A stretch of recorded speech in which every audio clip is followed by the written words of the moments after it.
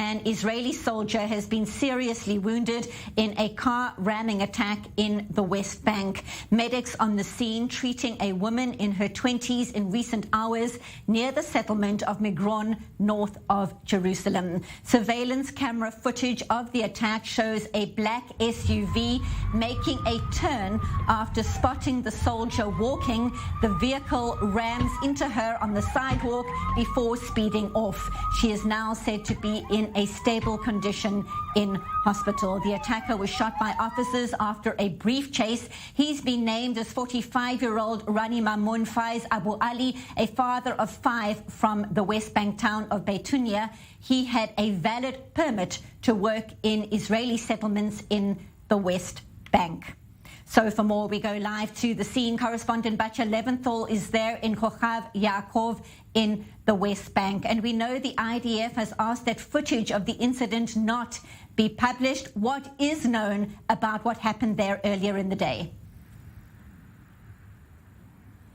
Right, Benita, and while that footage is slowly making its way out of the news cycles, I do want to show you exactly where we're standing. If you can have a look at the camera where it's pointing now, you can see that this tree is slightly bent over. This is exactly the walkway and the pathway where that black SUV came straight over, knocking the soldier past the tree and onto the further part of the sidewalk straight down there. So this is exactly the spot where she was hit earlier in the day. As you mentioned, medics were treating her on site before she was put in a stable enough condition to be taken to the hospital. At the moment, the area is relatively quiet. We haven't seen so much of an IDF presence here. Things have seemed to have slowly gone back to normal. Traffic is continuing as usual, but it does seem that there is heightened tensions as coming here. There was quite a lot of traffic and heightened tension at the checkpoints, making our way over here to the area. And so very likely that there is more army patrolling set to be coming. But in the moment, at the meantime, right where we are standing,